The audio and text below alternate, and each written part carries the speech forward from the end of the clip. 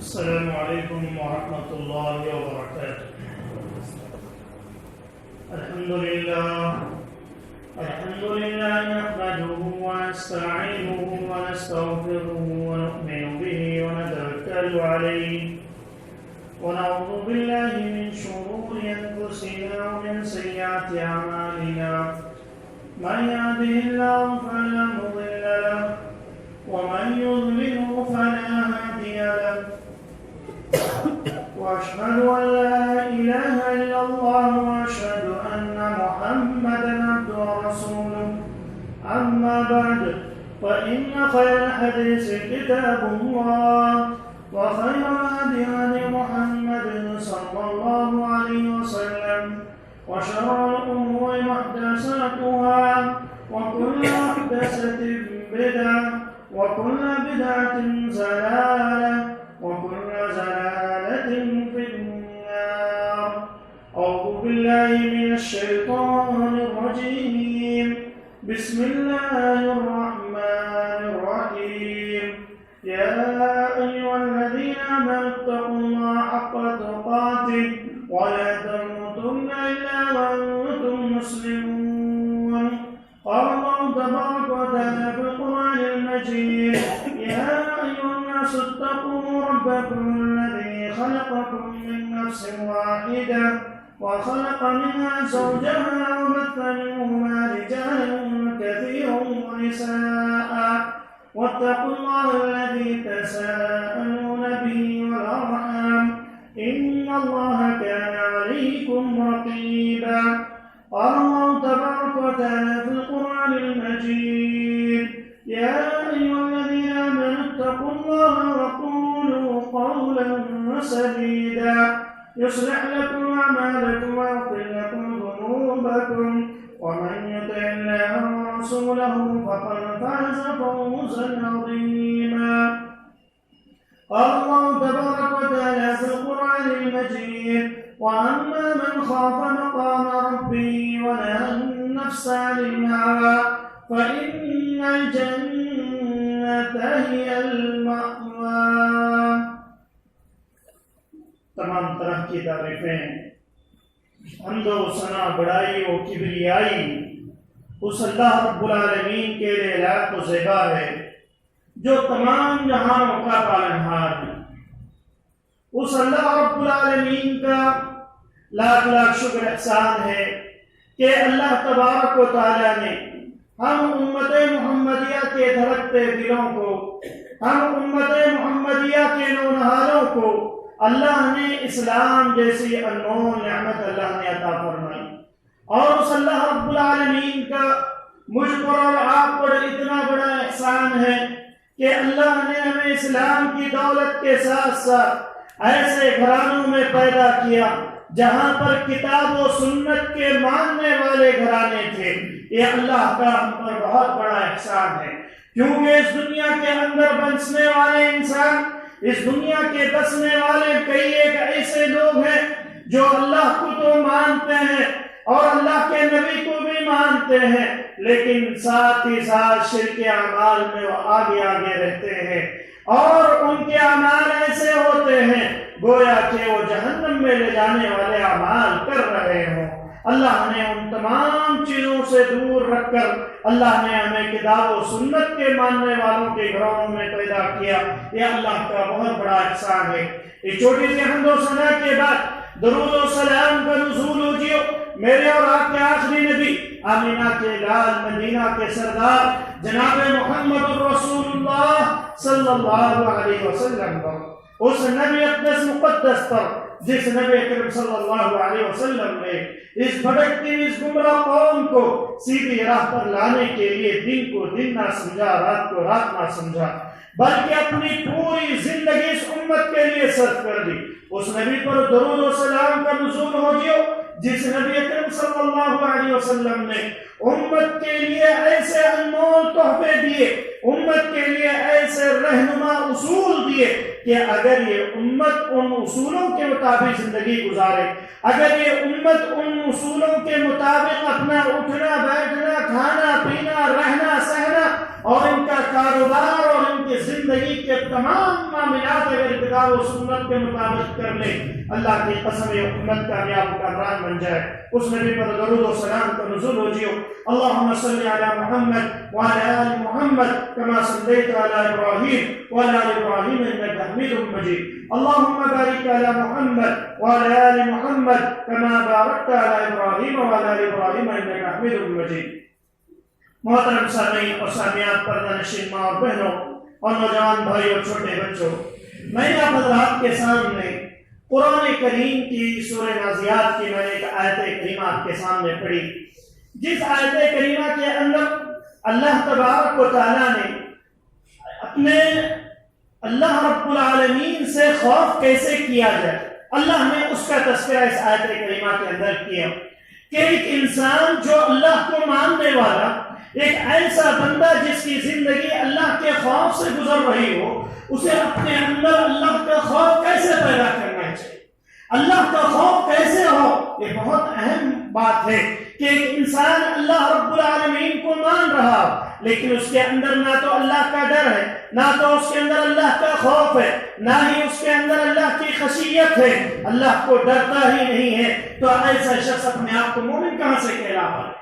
کیونکہ آج ہم جن حالات میں زندگی گزار رہے ہیں، ان حالات میں اگر ایک دائرانہ نظر دوڑائی جائے، اگر معاشرے میں دیکھا جائے کہ ہمارے کئی لوگ ایسے ہیں جن کی زندگی ایسے ہی گزر رہی ہے، کوئی مطلبی زندگی نہیں، اللہ والی زندگی ان کی زندگی میں نہیں آ پا رہی، اور وہ لوگ اپنی منمانی زندگی گزار رہے ہیں، اور ایسے گزر رہی ہے کہ صبح ہو رہی ہے، شام ہو رہی ہے، بس یوں ہی زندگی تمام ہو رہی ہے۔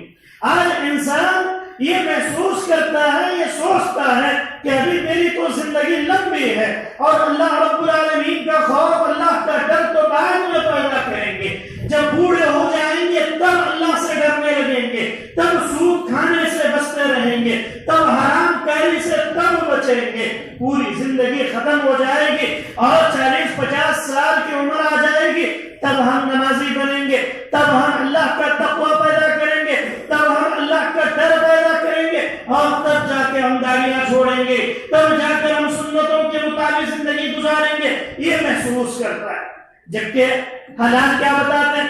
حالات مجھے اور آپ کو پیغام دیتے ہیں کہ لوگوں تمہاری زندگی مختصر زندگی ہے، تمہاری زندگی مختصر زندگی ہے، کبھی تمہیں 30 سال میں ہی اٹھا لیا جاتا، کبھی 40 سال کسی کو دے دیے جاتے، کبھی کوئی شخص ہٹا کٹا انسان ہوتا ہے لیکن ابھی بازار میں نظر آتا ہے، لیکن آدھے گھنٹے میں خبر ملتی ہے کہ وہ مر گیا۔ یہ کیا ہے؟ یہ تمام چیزیں یہ پیغام دیتی ہیں کہ لوگوں تمہیں اللہ کا ڈر ہمیشہ اپنے دلوں میں پیدا کرنا چاہیے، اللہ کا خوف پیدا کرنا چاہیے، اللہ کی خشیت اپنے اندر پیدا کرنی چاہیے۔ اسی لیے اللہ نے کہا وَأَمَّا مَنْ خَافَ مَقَامَ رَبِّهِ وَنَهَى النَّفْسَ عَنِ الْهَوَىٰ وَأَمَّا مَنْ خَافَ، اور رہا وہ شخص جو اللہ رب العالمین کے سامنے کھڑے ہونے سے ڈرنے لگے، اللہ کے سامنے کھڑے ہونے سے ڈر پیدا اگر ہو جائے، وَنَهَى النَّفْسَ عَنِ الْهَوَىٰ، اور اس کا نفس، اس کا جو دل، اس کی جو خواہشات ہے، وہ خواہشات سے اسے منع کرنے لگے، ایسا شخص جس کا دل اللہ رب العالمین سے ڈر رہا، اللہ کے سامنے حساب و کتاب دینا، اللہ کے سامنے انسان کو پیش ہونا، اللہ کے سامنے ہر ایک کو سوال جواب دینا، یہ ڈر اگر انسان کے دل میں پیدا ہو گیا، یہ خوف اگر اللہ کے ڈر اور اللہ کا خوف انسان کے دل میں پیدا ہو گیا، اس کی زندگی واقعی مومنانہ زندگی ہو جائے، اس کی زندگی واقعی اللہ والوں والی زندگی ہو جائے، اس کی زندگی متقیوں والی زندگی ہو جائے گی۔ آپ دیکھیں اللہ کے نبی جناب محمد الرسول اللہ صلی اللہ علیہ وسلم کیسے ڈرا کرتے، اللہ کے نبی صلی اللہ علیہ وسلم کا خوف، اللہ کا ڈر ان کے دل میں کیسا تھا۔ کبھی بادلوں میں بجلیاں آ جاتی، کبھی بادلوں کے اندر گرد آ جاتا، اللہ کے نبی پریشان ہو جاتے، اللہ کے نبی پریشان ہو جاتے، گھر کے باہر نکل جاتے، کبھی ادھر جاتے، کبھی دائیں جاتے، کبھی بائیں جاتے۔ حضرت اماں عائشہ کہتی ہیں کہ اللہ کے نبی کیا بات ہے، بادلوں میں تھوڑی سی آواز آ جائے، اگر بجلیاں کڑکنے لگے، اگر بجلیاں پڑنے لگے تو آپ پریشان ہو جاتے ہیں، اس کے پیچھے کیا راز ہے؟ اللہ کے نبی جناب محمد الرسول اللہ صلی اللہ علیہ وسلم نے فرمایا اے فاطمہ یہی وہ بجلیاں ہیں، یہی وہ بادل ہیں جن کے ذریعے سے اللہ نے قوموں کو تباہ و برباد کر کے رکھ دیا۔ مجھے ڈر اس بات کا ہوتا ہے کہ کہیں میرے اوپر، میرے قوم پر کہیں عذاب نہ آ جائے، اللہ کی پکڑ نہ آ جائے، اللہ رب العالمین کا عذاب ہمارے اوپر کہیں مسلط نہ ہو جائے۔ یہ خوف مجھے کھاتا ہے جس کی وجہ سے میں پریشان ہو جاتا ہوں۔ ایک اللہ کا نبی پریشان ہو رہا ہے، اور حضرت ابراہیم علیہ السلام نے کیا دعا کی؟ لا تخزنی یوم یبعثون، لا تخزنی یوم یبعثون، کہ اے اللہ تم مجھے جو ہے ذلیل نہ کرنا، اے اللہ تم مجھے لوگوں کے سامنے مجھے ذلیل نہ کرنا۔ یوم یبعثون، اس دن جس دن تمام لوگوں کو اللہ کے سامنے اکٹھا کیا جائے گا۔ اللہ کے سامنے جب تمام کے تمام حاضر ہوں گے، تمام انبیاء موجود ہوں گے، تمام صلحاء موجود ہوں گے، تمام شہداء موجود ہوں گے، تمام رسول موجود ہوں گے، ان تمام کے سامنے ذلت سے اے اللہ تو مجھے بچانا۔ کون دعا کر رہے ہیں؟ حضرت ابراہیم علیہ السلام۔ کون ابراہیم؟ اتنا بڑا نبی جس نبی کے بارے میں اللہ نے کہا کہ ہم نے جو ہے خلیل کسی کو بنایا ہے تو وہ ابراہیم خلیل اللہ کو بنایا، ہم نے اپنا دوست اپنا خلیل کسی کو بنایا ہے تو حضرت ابراہیم علیہ السلام کو بنایا۔ ایسا نبی جس کی پشت میں نبی پیدا ہو رہے ہیں، جس کی پشت اور اس کے خاندان میں صرف نبیوں کا سلسلہ، ایسا نبی ڈر رہا ہے، ایسے نبی دعا کر رہے ہیں کہ یوم تخزنی اور لا تخزنی یوم یبعثون، کہ اللہ تو مجھے ذلیل نہ کرنا قیامت کے دن۔ نبیوں کا عالم یہ ہے، نبیوں کا حال یہ ہے، تو میرا اور آپ کا حال کیا ہونا چاہیے؟ ہمیں اللہ کا ڈر کیسا ہونا چاہیے کہ انسان کانپ اٹھے، انسان کا دل تڑپ اٹھے، اور انسان کے جذبات ایسے ہو جائیں کہ وہ شخص یہ محسوس کرے کہ اللہ کے قسم ہے، اللہ کا ڈر، ایسا خوف ہو کہ انسان غلط کام کر رہا ہے فوراً بچ جائے، زناکاری کی طرف نہ پکڑا ہے فوراً بچ جائے، جھوٹ بول رہا ہے فوراً اس کی زبان لڑکھڑانے لگے۔ کیوں؟ الا انی اخاف اللہ، اس لیے کہ اللہ کا ڈر پیدا ہو رہا ہے، اللہ کا خوف پیدا ہو رہا ہے۔ اور فرشتوں کا کیا حال ہے؟ فرشتے خود فرشتوں کا حال یہ اللہ نے ذکر کیا، حتی اذا فزع عن قلوبهم قالوا ماذا ربكم، اللہ رب العالمین قرآن مجید کے اندر کہتا ہے کہ جب حتی اذا فزع عن قلوبهم قالوا ماذا ربكم، کہ جب اللہ رب العالمین آسمانوں میں کوئی حکم دیتا ہے، کیسے ہوتا ہے؟ آج آپ دیکھتے ہیں کہ بہت سارے بابا یا بہت سارے ایسے قسم کے جو پیر مرید وغیرہ ہوتے ہیں، یہ لوگ باتوں کو چوری کیا کرتے ہیں۔ اللہ رب العالمین کی باتیں جو ہوا کرتی ہیں، اللہ رب العالمین کے جو احکامات ہوا کرتے ہیں، وہ شیاطین آسمانوں میں چڑھ کر آسمانوں تک چڑھے ہوئے ہوتے ہیں اور اللہ کی باتوں کو چرا لیا کرتے ہیں۔ اسی لیے اللہ نے کیا کیا؟ ستاروں کو پیدا کیا تاکہ ان شیاطین کو ستاروں کے ذریعے سے مارا جائے، ان شیاطین کو ستاروں کے ذریعے سے انہیں ہلاک کیا جائے۔ اور اللہ رب العالمین جب آسمانوں میں کوئی حکم نافذ کرتا ہے کہ فلاں جگہ پر فلاں قحط سالی ڈالی جائے، فلاں جگہ پر بارش سے لوگوں کو ہلاک کیا جائے، فلاں جگہ پر فلاں بیماری پھیلا دی جائے، اللہ تعالیٰ جب کوئی حکم نافذ کر دیتا ہے، اللہ تعالیٰ کوئی فیصلہ کر دیتا ہے، تو کیا ہوتا ہے؟ اس فیصلے کی وجہ سے حالات ایسے ہوتے ہیں کہ پورے کے پورے فرشتے جو ہے اللہ کے اس خوف سے، اللہ کے اس خوف سے، اس کے ڈر سے پورے کے پورے بے ہوش ہو جاتے ہیں، فرشتے بے ہوش ہو گئے۔ حالانکہ آپ کو معلوم ہے جنت و جہنم کس کے لیے بنائی گئی؟ جنت و جہنم انسانوں کے لیے اور جنات کے لیے بنائی گئی، اور عبادات کا مطالبہ کس سے؟ وَمَا خَلَقْتُ الْجِنَّ وَالْإِنسَ إِلَّا لِيَعْبُدُونِ، ہم نے جن اور انس کو صرف اور صرف کس لیے پیدا کیا؟ اپنی عبادت کے لیے ہم نے جن اور انس کو پیدا کیا، ورنہ کوئی دوسرا مقصد نہ تھا۔ یعنی یہی مطلوب ہے کہ ان سے سوال و جواب کیا جائے، مجھ سے اور آپ سے سوال و جواب ہوگا کہ آپ کو ہم نے اتنی زندگی دی تھی، اتنا سب کچھ دیا تھا، ہم نے آپ کو 60 سالہ زندگی، 70 سالہ زندگی، ہم نے آپ کو اتنا مال دیا تھا، ہم نے آپ کو اتنے اولاد دیے تھے، آپ نے ان کی کیسی پرورش کی، آپ نے وہ مال کیسے کمایا اور کہاں پر خرچ کیا، آپ کو ہم نے زندگی جو دی تھی اس زندگی میں آپ نے اللہ کی بندگی کی یا نہیں کی؟ یہ سوالات کس سے ہوں گے؟ فرشتوں سے نہیں ہوں گے بلکہ انسانوں سے اور جنات سے ہوں گے۔ ہم اور آپ جو ہے اللہ رب العالمین کے مخاطب، ہم اور آپ سے سوال و جواب کیے جانے، اور ہم اور آپ سے اللہ رب العالمین سوالات کرے گا، لیکن فرشتے جو ہے اللہ کے خوف سے بے ہوش ہو جائیں، فرشتے بے ہوش ہو جائیں گے۔ پھر کیا ہوگا؟ اللہ رب العالمین جب اپنا حکم نافذ کر دے گا تو سب سے پہلے جس کو ہوش آئے گا وہ کون ہوں گے؟ حضرت جبرائیل علیہ السلام۔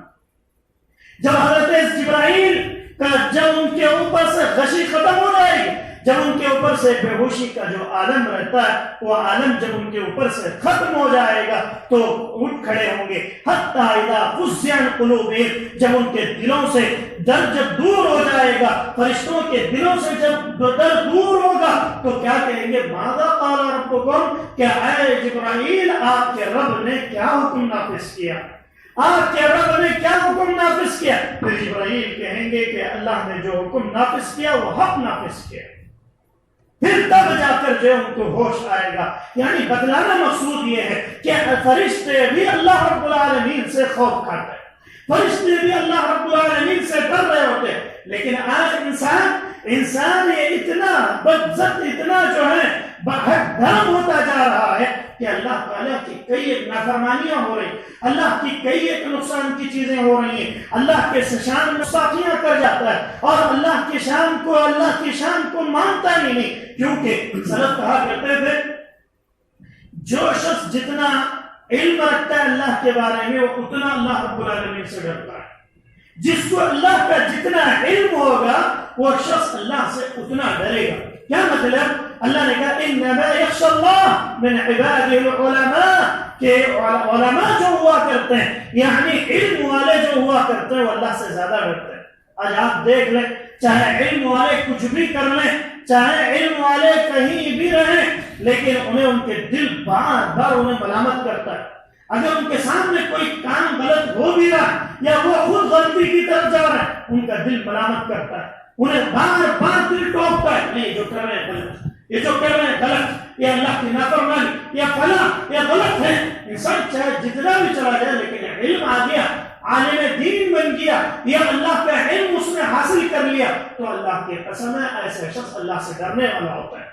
اسی لیے سلف کہا کرتے تھے اللہ کا علم، اللہ کو جتنا جانو گے اتنا تمہارے اندر ڈر پیدا ہو۔ آج ہم اور آپ اللہ کو جانتے ہی نہیں، اللہ کو پہچانتے ہی نہیں، اللہ کے بارے میں معلوم ہی نہیں، اللہ کے تعلق سے علم ہی نہیں، نہ ہمارے نوجوانوں کو، نہ ہمارے بچوں کو، ہماری بچیوں کو علم ہی نہیں ہے، نہ توحید ربوبیت کے بارے میں معلوم، نہ توحید اسماء و صفات کے بارے میں معلوم، نہ توحید الوہیت کے بارے میں معلوم۔ توحید کے تعلق سے انسان جتنا جانے گا، اللہ کی معرفت جتنا حاصل کرے گا، اس کے اندر اتنا ڈر پیدا ہوگا۔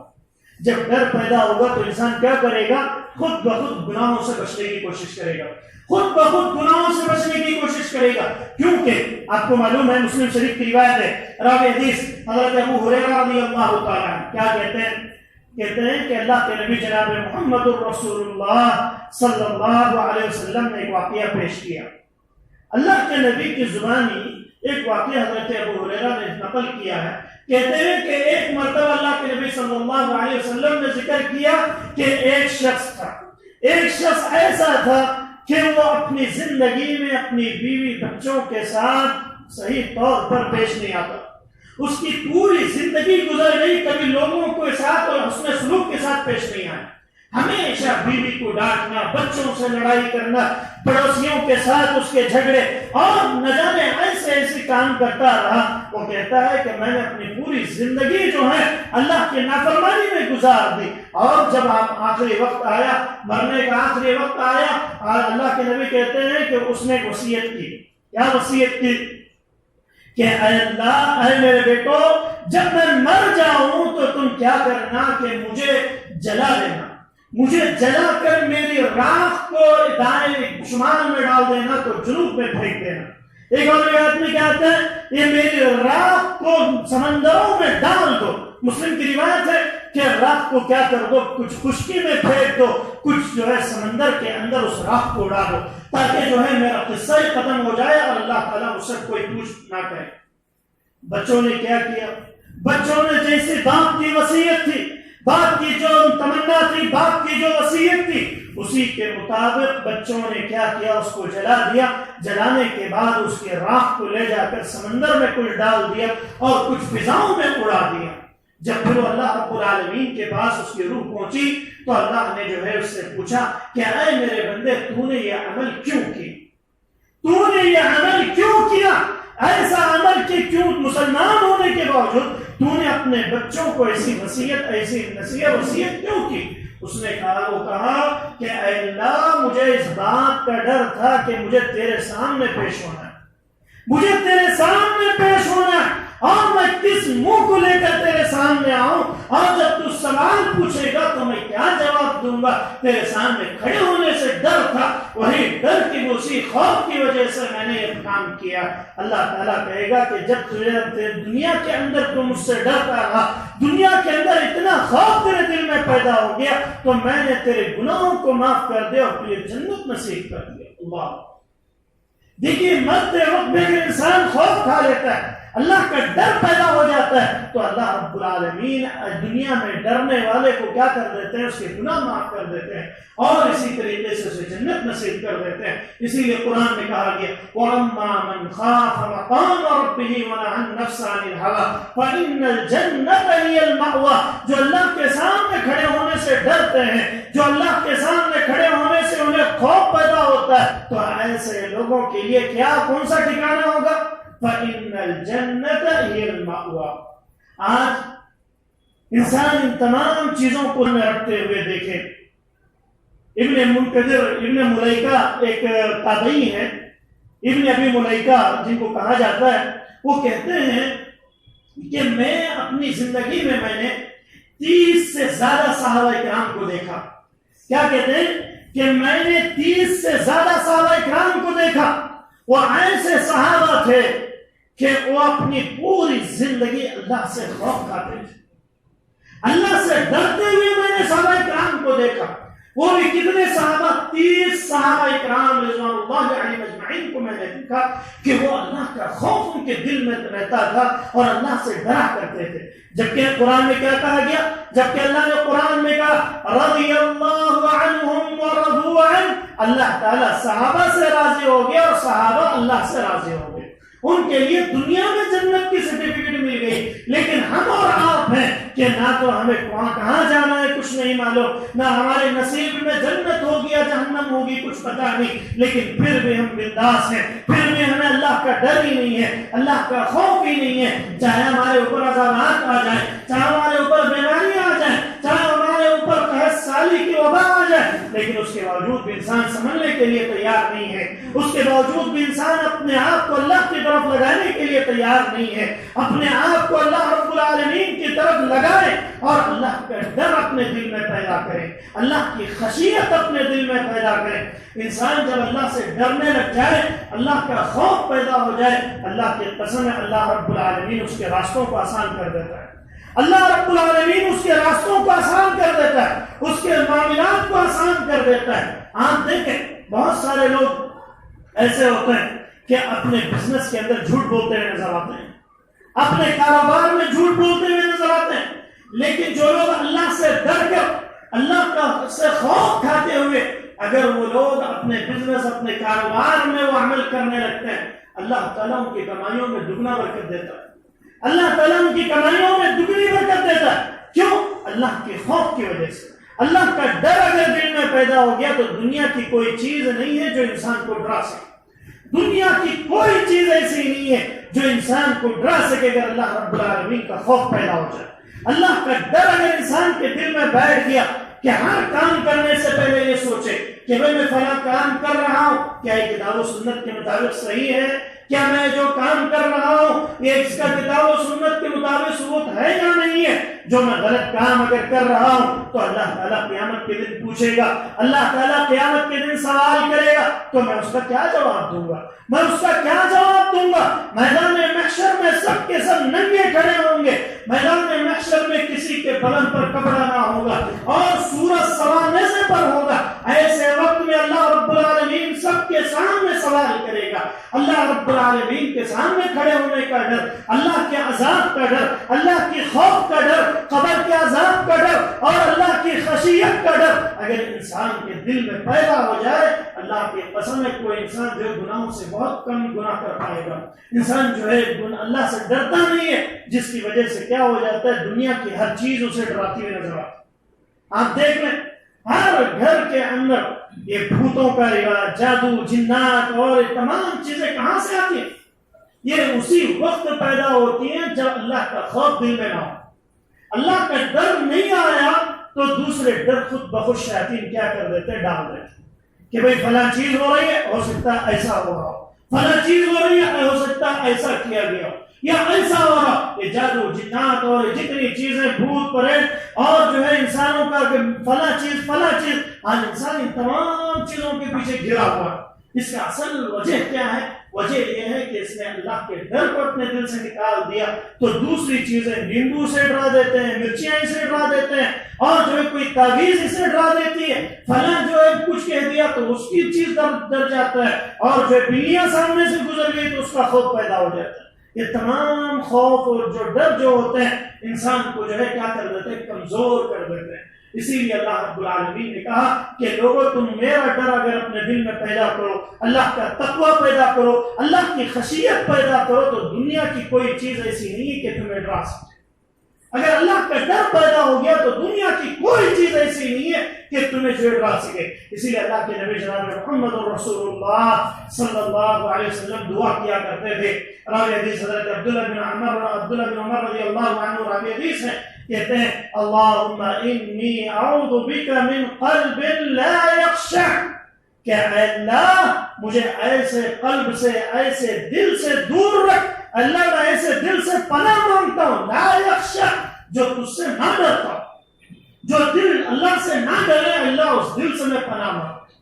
ومن دعاء لا يسمع، ومن دعاء لا يسمع، اے اللہ میں ایسی دعا سے پناہ مانگتا ہوں جو سنی نہ جائے، یعنی ایسی دعا جو قبول نہ ہو، اللہ ایسی دعا سے میں پناہ مانگتا ہوں۔ اور پھر آگے اللہ کے نبی صلی اللہ علیہ وسلم نے فرمایا وَعَن نَفْسٍ لَا يَشْبَعْ، اور ایسے نفس سے جو کبھی بھرتا ہی نہ۔ انسان کا نفس ایسا ہے کہ انسان کا نفس کبھی بھرتا ہی نہیں، جتنا بھی دو اور خواہش ہوتی ہے، چاہے وہ انسان کتنے بزرگ کیوں نہ، ہر ایک کو دنیا طلبی کی خواہش ہوتی ہے۔ اللہ کے نبی نے فرمایا ایسے نفس سے بھی اللہ کے نبی صلی اللہ علیہ وسلم پناہ مانگتے تھے۔ پھر آگے فرمایا وَمِنْ عِلْمٍ لَا يَنْفَعْ، ایسا علم جو دوسروں کو نفع نہ پہنچا سکے اور اپنے آپ کو نفع نہ پہنچا سکے، اللہ ایسے علم سے بھی میری حفاظت فرما۔ وَأَعُوذُ بِكَ مِنْ هَؤُلَاءِ أَرْبَعٍ، اے اللہ ان چار چیزوں سے بھی میں پناہ مانگتا ہوں۔ اللہ کے نبی جناب محمد رسول اللہ صلی اللہ علیہ وسلم نے دعا سکھلائی، یہ دعا خاص طور سے مجھے اور آپ کو پڑھتے رہنا چاہیے اور اللہ سے دعائیں کرتے رہنا چاہیے کہ اللہ ہمارے گناہوں کو معاف فرمائے، ہمارے خطاؤں کو درگزر فرمائے، اور ہم سے جو بھی کوتاہیاں ہوتی ہیں اللہ رب العالمین تمام کوتاہیوں کو اللہ رب العالمین معاف فرمائے، اور امت محمدیہ کے اندر مسلمان جہاں کہیں بھی پریشان ہیں اللہ رب العالمین کی پریشانیوں کو دور فرمائے، ان کی مصیبتوں کو دور فرمائے۔ جو لوگ قرضدار ہیں اللہ رب العالمین کو ایسا راستہ نکال دے کہ اللہ قرض سے جو دور ہو جائے۔ اللہم انی اعوذ بک اللہم انی اعوذ بک عن حلالک وعن حرامک واغنک بفضلک وامنک عمن سواک۔ اے اللہ ہمارے گھرانوں میں، ہمارے خاندانوں میں، ہمارے مسلم معاشرے کے اندر جو کوئی بھی جہاں کہیں بھی قرضوں کی وجہ سے یا کوئی اور مصیبتوں کی وجہ سے گھرے ہوئے، اے اللہ اس امت محمدیہ کی حفاظت فرما، اے اللہ امت محمدیہ کی حفاظت فرما۔ کچھ لوگ بیماریوں کی وجہ سے پریشان ہیں، آج کل جو ہے ہارٹ کے مرض بہت عام ہوتے جا رہے ہیں۔ اللہ کے نبی صلی اللہ علیہ وسلم نے فرمایا تھا کہ قیامت کے قریب اچانک کی موتیں زیادہ ہو جائیں گی، اے اللہ اچانک کی موتوں سے حفاظت فرما، ہارٹ کی بیماریوں سے حفاظت فرما، اے اللہ امت کی حفاظت فرما، امت کے نوجوانوں کی حفاظت فرما، بوڑھوں کی حفاظت فرما، اے اللہ ماں اور بہنوں کی حفاظت فرما۔ آمین۔ السلام علیکم و رحمۃ اللہ وبرکاتہ۔